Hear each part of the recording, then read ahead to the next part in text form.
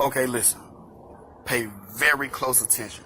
I don't know who this might help, but I did it. The AC would not come on this 2001 Honda CR-V. Okay.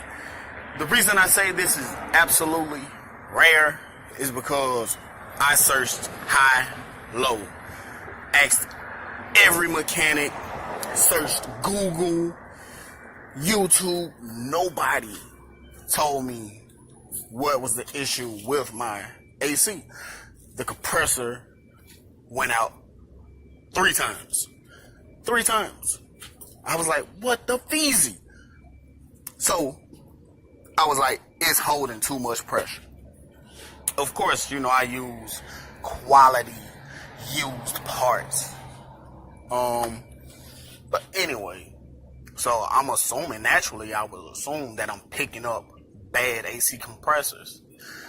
In all actuality, too much back pressure, and it was burning out the AC compressor. Okay, so what I did is I removed the AC condenser because I thought it was clogged up. Turns out AC condenser, it had good flow, good airflow. And I had to use my shop vac from Harbor Freight, and I just pretty much used some fuel hose, masking tape, and I used it to blow air through the AC condenser. AC condenser was fine. Okay, so I removed the hoses. The lines, the AC lines. Maybe it was clogged, maybe it wasn't. Okay. The reason I kind of figured that the lines was not blocked or clogged because I'll put freon in and then the AC compressor would kick on. Apparently. AC compressor kick on, run for a minute, dies. Completely dies. I run straight power to it, nothing.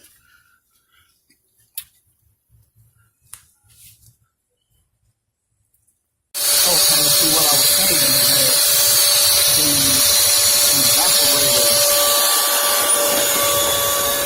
the evaporator on this Honda was pretty much clogged up. And what I had to do was, I had to turn it to my MacGyver, and I had to fabricate, per se. So what I had to do is shop it back and just hold masking tape.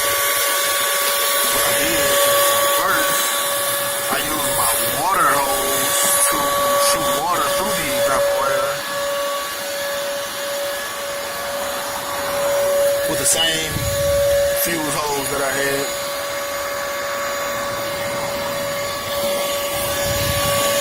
And what I did is I shot water through the top of the evaporator to make sure that water was flowing through the bottom.